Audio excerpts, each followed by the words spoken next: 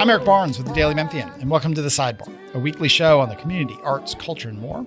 Today, we're very pleased to be talking to Marina Pacini. She's with the Memphis Brooks Museum of Art and is the curator of a new show about the history and the art of Memphis College of Art. So stay with us for a conversation with Marina. Marina, thanks for being back. It's my pleasure to be here. Thanks for having me. So almost 3 years ago, I was looking at my notes, which seemed maybe, I don't know if it seems short or long, but I didn't realize it was that long ago. You came on and you talked about this this exhibit, it's more than an exhibit in many ways. It to honor and to memorialize and to kind of create a history of the Memphis College of Art, which closed after 84 years in 2020. It was one of the, for me, a weird. There were so many bad things in COVID, and that was one of the saddest, is that their last graduation was a Zoom call, and it sort of disappeared. And I'm so excited. I haven't had a chance to get to the Brooks yet. The exhibit is open. That you've pulled together all these works. Talk about the exhibit. Give us the snapshot of the exhibit, and then we'll dive into it. Well, first of all, Zoe Carr, the executive director, asked me in 23 to do this project. And the museum's interest was obviously this was their neighbor. There were lots of other connections between them. And it was a logical last exhibition to do in the park. The challenge was that the college had closed. So how do you go about figuring out how to do all of this? Can't call them and say, who are all your students? How do I find them? So the first thing I did was I developed a questionnaire. It was actually two. There was one for faculty and one for students. And that was one of the things I came down here to talk to you about, was hopefully getting the word out that we were doing this.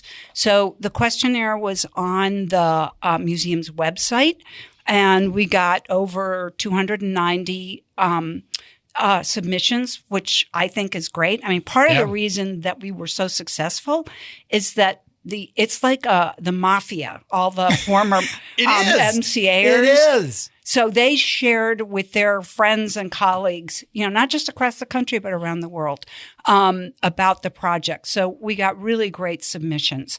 So the next thing was, okay, now I can use that to figure out who should be in. But I needed some sense of a format for it.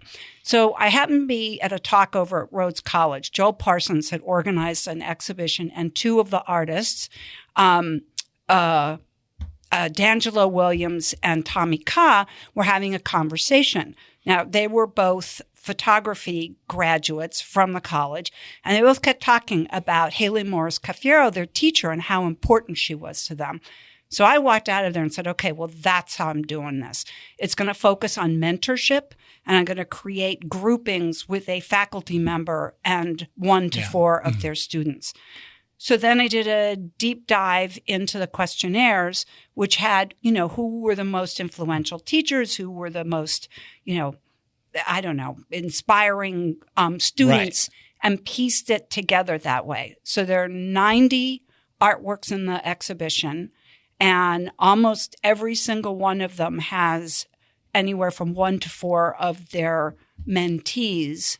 And a lot of interesting things came out of it. Like, for example, there are instances where the mentee, like, for example, Allison Smith, never actually took classes from Vida Reed, but she found her deeply inspirational in other conversations and other ways that mentorship happened.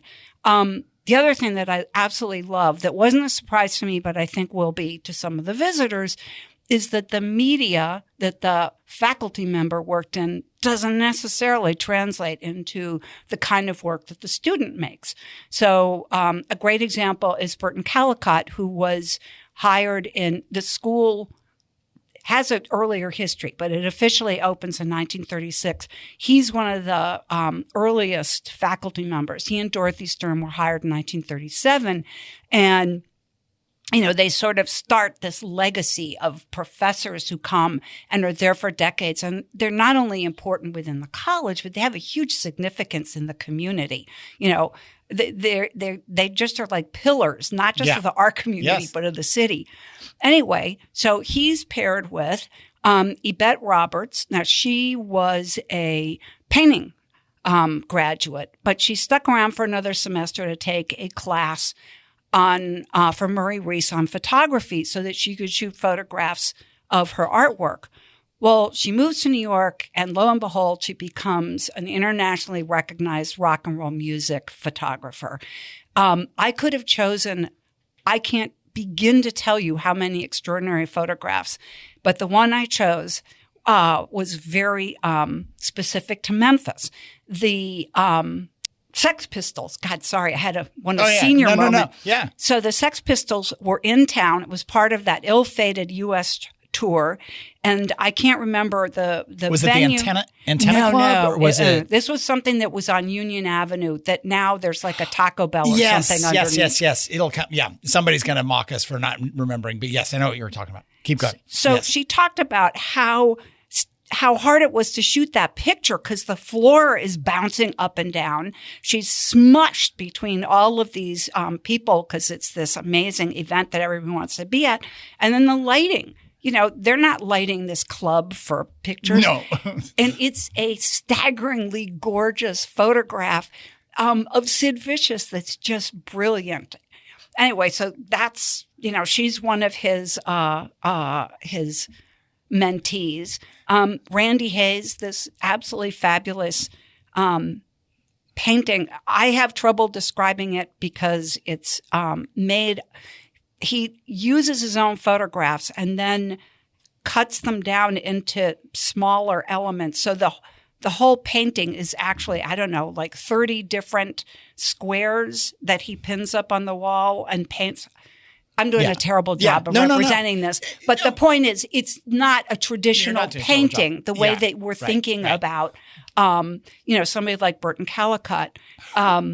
So it's amazing you pulled this off. And it really, like I said at the top, that it's and that the Brooks support and Zoe and like all this support for it and all the financial supporters and so on, because it's been since we talked, I've started to recognize more and more that there is this MCA mafia, that musicians or people I didn't know who went there, or people we'd have on the show. I got to Memphis. I came to Memphis because of Memphis College of Art. And I was like, and I've told people about, you got to know about this thing the Brooks is doing, where they're not trying to buy your stuff or take it or whatever. They just partly want a catalog. They want a documentation and like a kind of a history of sorts, because of the way it ended was just so unfortunate. For people who don't know, they just ran into financial trouble. And so it was a coordinated planned wind down over a couple of years.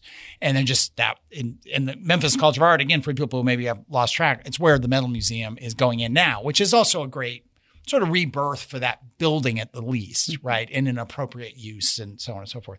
What did you, on that journey, and we're going to get to the history of the college too, on the journey, one thing I remember talking to you about when you said, we're not, you also wanted to know from people who weren't artists, but they had a piece of art in their house or their office or their wherever. How much of that kind of response did you get? I have not counted. A certain percentage came from the museum's collection, which is a testimony to the quality of the graduates and the faculty. A bunch came directly from the artists, and there are some works that are coming from private collections. But I would say the preponderance actually is coming, actually in some instances, family members of the artists or something like that. Yeah. Mm-hmm. Yeah. I mean, what were people's tone or reaction to the request? We had one person that I wanted not answer over repeatedly after originally saying they were in. Everybody else was so totally in.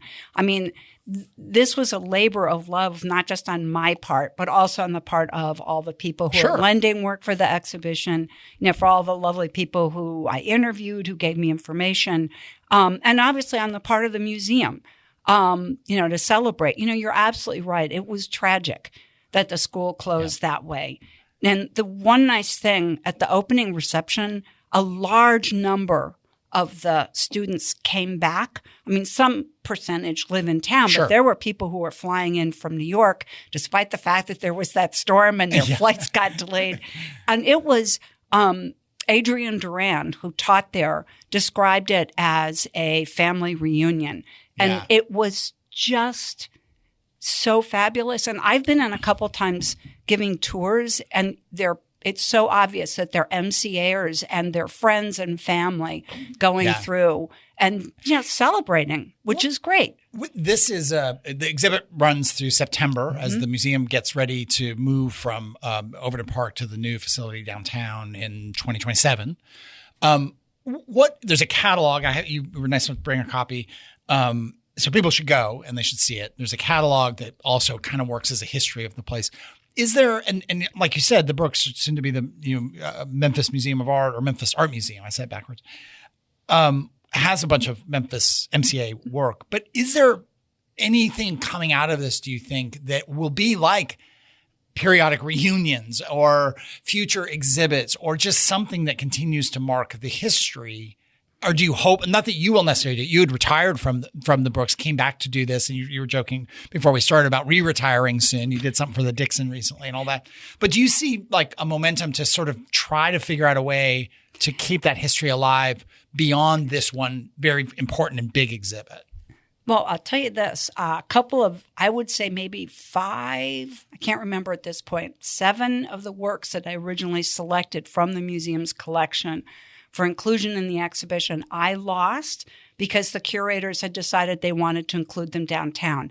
And I certainly was not going to fight that. I think it's fabulous. But that speaks to the fact that, these artists are going to be represented in the new building downtown, which opens in December of 26.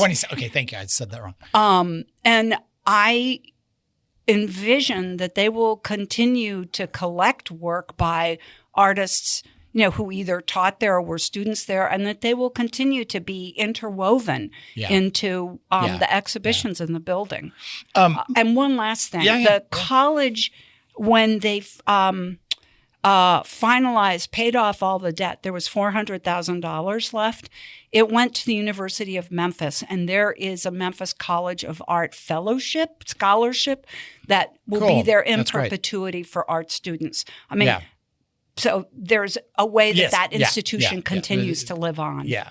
I phoned a friend and 2 friends, and we got the Taliesin Ballroom on Union is where the Sex Pistols played. It was a freestanding ballroom next to the 19th Century Club. That's where I was getting confused, which is now the Tequila Restaurant. Taliesin wasn't a concert venue for very long. They did a few other shows, including REO Speedwagon, just before they went national.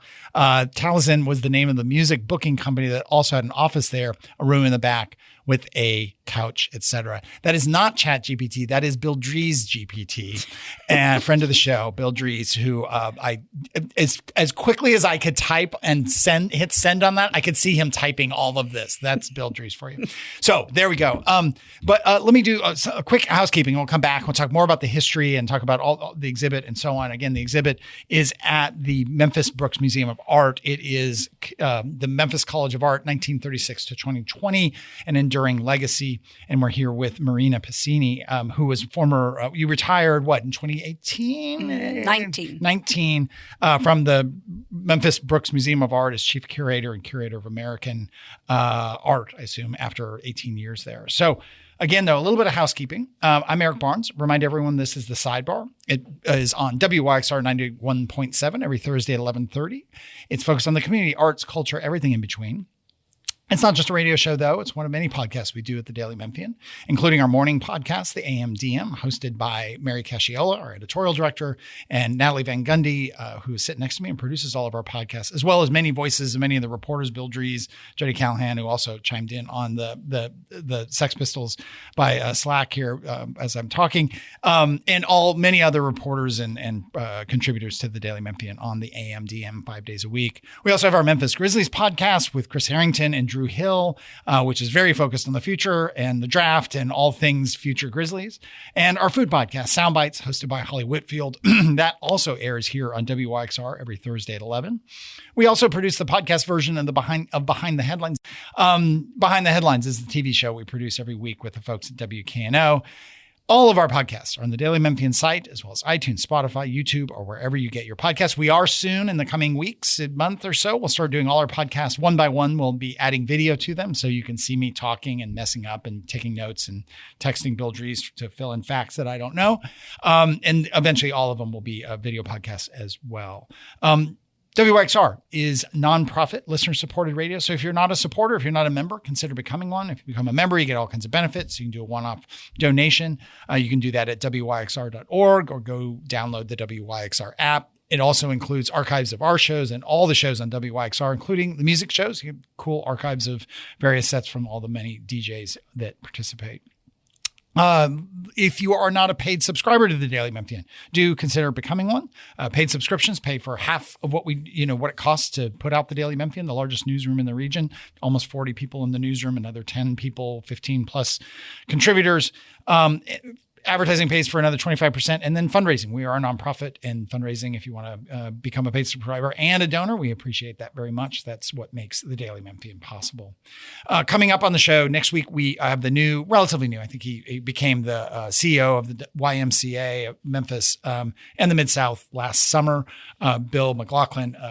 We just recorded that, so I can say with confidence, it's a really interesting conversation, so it's worth tuning in for that. We also have coming up soon, Ballet Memphis, and look at what they've got going on. We recently had Bill Townsend, who, among other things, owns the historic Ansdale Mansion, but also he did 60 events in support of all kinds of nonprofits and community organizations last year at the mansion, which obviously you may have heard had a fire, but is already, renovation will happen, and he is working hard on that. He's also launched a cool program called Always Memphis that is basically a way to connect with expats from Memphis.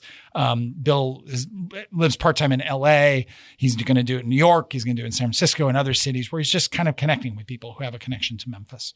Coming up soon on Behind the Headlines, we've got juvenile court judge Tarek Sugarman and the head of, or that actually we just did, I'm in a time warp right now. That's coming up this week, actually.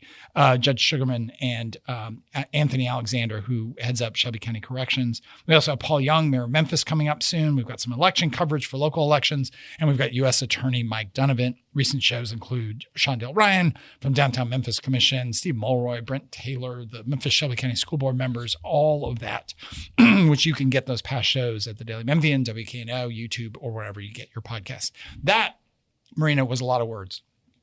So thanks for your patience. Talk some about the history. We were talking before, the catalog, which people can get, has a lot of history of the art, which obviously intersects with the history of Memphis College of Art.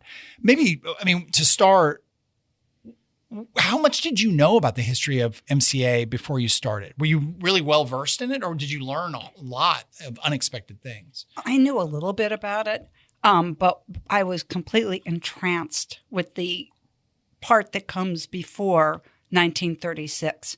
And actually the relationship to the Brooks Museum. Because what happens is in 2014, a group of women formed the Memphis Art Association. One of those women is Florence McIntyre, and they are involved in the founding of the Brooks Museum. And Florence McIntyre is actually the first director from 1916 to 1922. And she's really interested in increasing the arts in Memphis and opens the school. And I have to look this up on a paper because the title is so ridiculous. The Academy of Arts Free Art School opened in 1923 at the 19th Century Club. The 19th Century next to where the Sex Pistols played. It all comes together. Cosmic circles. Many of the women in the Art Association were members of the 19th Century Club. And, all these women are really interested in improving the lives of Memphians. Anyway, the school does so well that they outgrow the 19th Century Club. And Rosa Lee offers them the James Lee House at 690 Adams Avenue.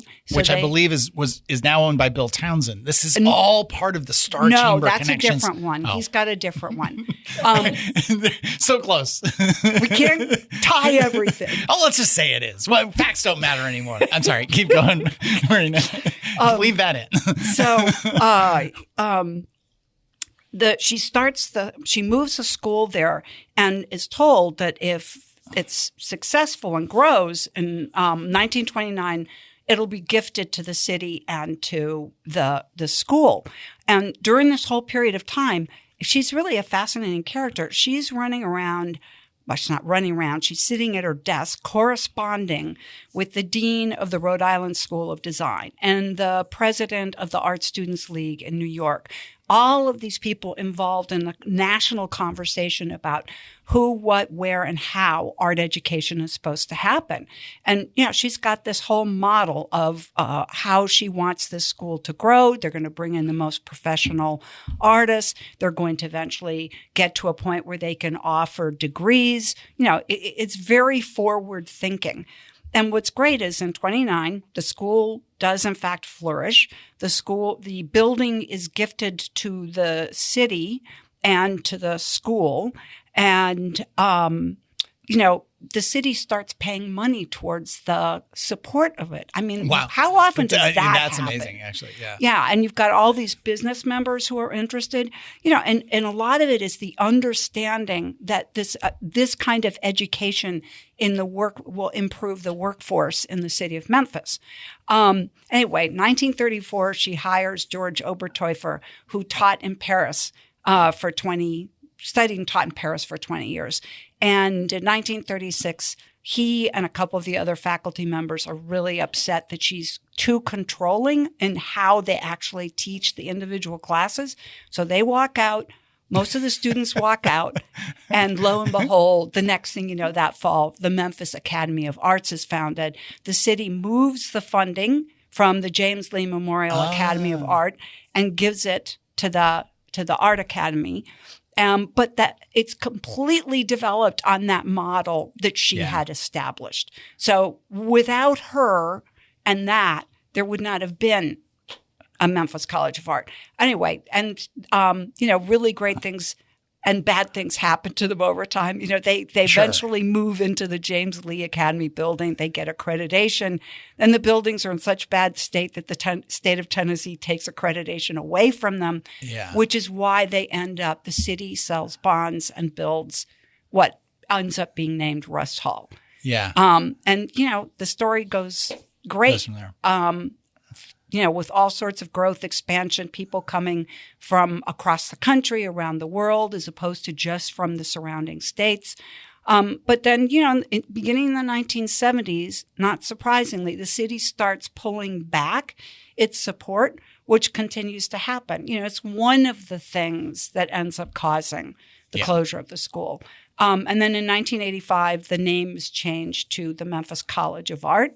I think that's enough of the story of that. It's read the catalog. It's really fun.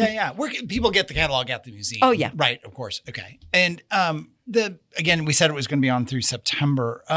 Other, unexpected finds in the art that you chose. And also, how do you do that? Because how do you select? How do you say, thank you for filling out the questionnaire. We're not got to put your style, like all of that. I mean, you're in the art world, a curator for many, many decades now, but that can't be easy. Well, I will be honest and say I was really the only thing that worried me was that I assumed people would get really upset at who was included.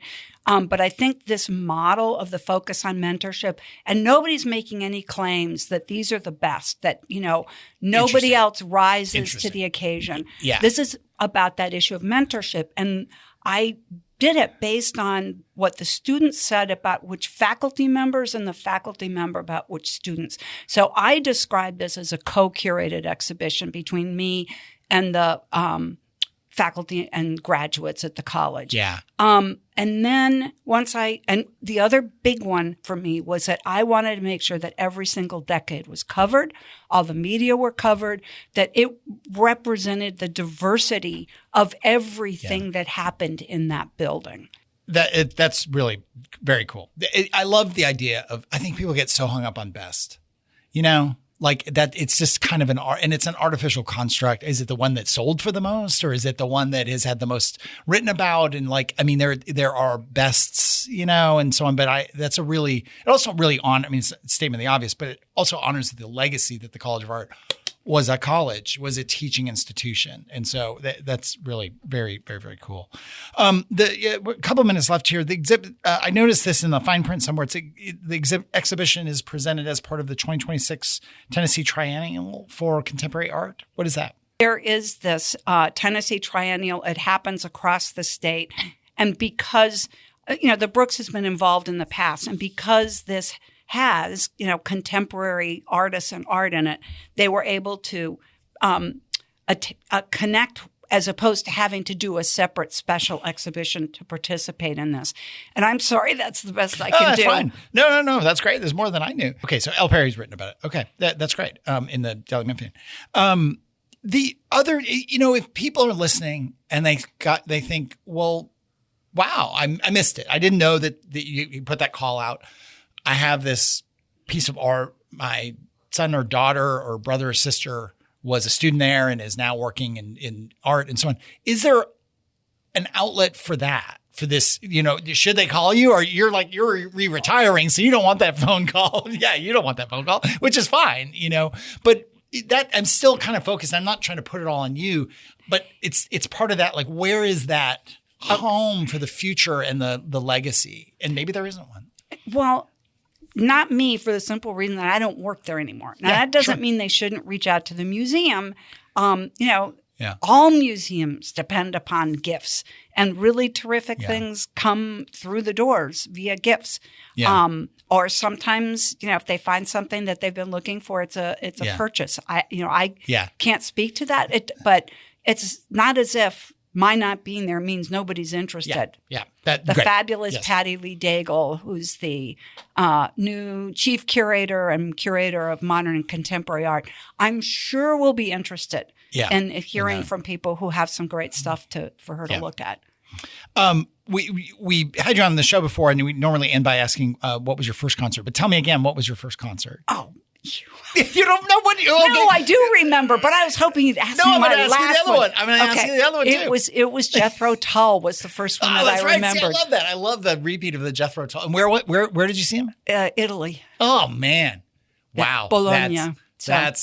That's worth repeating. Okay. And then I told you, because you are the first person who's ever done this, where you're like, I'm coming back on the show, which we've had repeat guests, and you're like, I already answered the first concert. What are you going to ask me this time? So you could prepare, which is funny to me, and I love. I said, sometimes I'll ask people, what is the last concert, most recent concert they went to? Oh, I'm really glad that I got the advance notice, because I had to consult with my husband to make sure I was right, because it's been so long. It was the Pretenders and the Rails at the Ryman in Nashville. But it was years ago. I mean, we don't go to concerts as much as we used to. Yeah. We go to the movies, you go to the ballet, but we don't do as much music. You don't do the concerts, though. The Ryman is a great place. I've seen a handful of shows at the Ryman. It's very cool. The surrounding area, not so much. But the Ryman itself as a venue is a really great venue. Marina Pacini, she is guest curator of Memphis College of Art, 1936 to 2020, an enduring legacy that's now on at the Memphis Brooks Museum of Art through September. But people should go. They should get this catalog. It's just a great thing that you've been able to do and that the Brooks has done. So that is, though, all the time we have this week. Marina, thank you for being here. If you missed any of the show, you can get the full episode online at WYXR, the Daily Memphian, YouTube, iTunes, Spotify, wherever you get your podcasts. Thanks very much, and we'll see you next week.